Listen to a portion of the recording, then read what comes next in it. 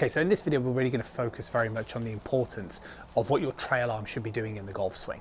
And if you can understand exactly what this trail hand is supposed to be doing, not only will it make a big difference to your irons, but we can also make sure that we start to understand exactly how to use your wedges correctly, and we can also start to make massive difference to the driver as well. So when you get the opportunity to practice this routine, this is something that you can really cross-pollinate across all clubs that's going to make a massive difference. So what we need to understand first and foremost is basically what your trail hand is supposed to be doing, as opposed to what it tends to be doing with most amateur golfers. And the problem with most amateur golfers is the trail arm collapses. And what this basically means is that the relationship between your sort of lower and, if you like, your sort of upper arm tends to get too close. The issue is when this arm gets too close, so it collapses in the backswing position, as soon as you start to initiate the downswing, it's really difficult now to get this arm back into a good position. And what tends to happen is golfers will just pull down on the club, which will create a steepening effect on the club, like so. Now, you might get away with this by sort of changing your body position, and you can hit your mid-iron and maybe your wedges, but eventually by the time you get to driver, you've got a problem. So we need to make sure that we understand a couple of things first and foremost. Number one is you want to maximize, especially in this practice session, you want to maximize the distance between that arm. Okay, so I want to make sure that both my lower and my upper arm are as far away from each other as possible. Now, as a word of warning, this will make your swing feel obviously a lot shorter, but that's fine, and that's one of the things that we're going to practice. The second thing that we're going to do is we're going to understand that by simply allowing my arm to move like so is going to get the club on plane, which is going to help you hit much straighter shots. So what I'm going to do, if I first of all, and this is how I'd like you guys to practice, is I want you to position an alignment stick underneath the club shaft, so the majority of it is sticking out the other end, and then sort of take hold of it and then place another alignment stick on the floor as I'm doing here. Now, what I want you to do first and foremost is I want you to demonstrate a backswing position. I want you to pause, and similar to what I just stated a few moments ago, I want you to really feel like your hand is trying to move as far away from you as possible, and it should feel like the club head is as far away from your head. So I don't want to see any of this, I want to see this. Okay, that's the first thing that I want you to practice.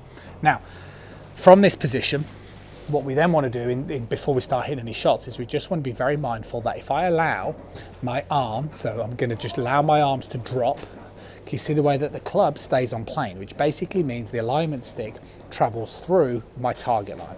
And that's all we're trying to do. We're just trying to focus this little bottom part of this swing here, okay? See the way it's just moving in a nice straight line. If I move my arm like this and then I do this, see how much more vertical it is. And that's why golfers then move like this, because they're trying to compensate to re-identify that plane line.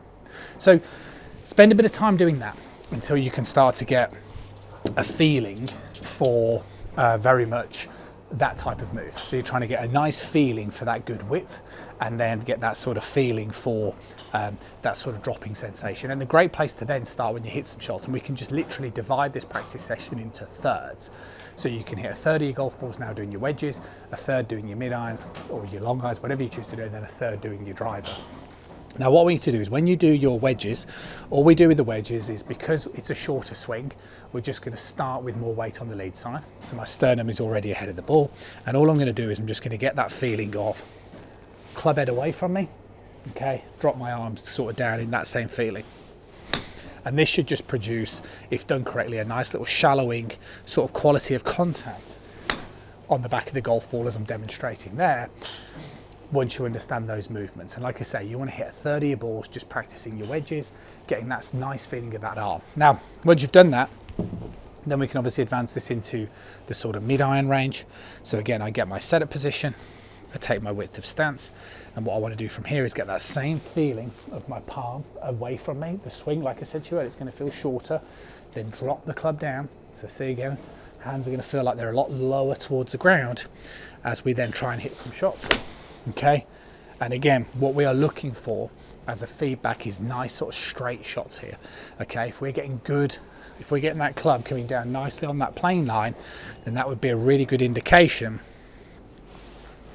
okay, that we are releasing that right arm correctly. Okay, shorter swings like that, and then obviously what you can then do is you can conclude the latter part of your practice session consuming hitting driver. Okay, now everyone always asks me the same question with driver: is it any different? And the answer is really no. Okay, it's just the opposite to what we did with the wedges. So I started more weight on the lead side with my wedges because I wanted to just make sure that I get that sternum over the ball. With the driver, because we're going to try and hit the ground theoretically earlier, we just move the ball further forward, so my sternum's behind the ball, but I'm still going to get this feeling here of getting good width in this backswing position. See where my arm is? Get the same feeling of get that club moving through on plane here, so you can then just accumulate hitting some shots with that same feeling of width.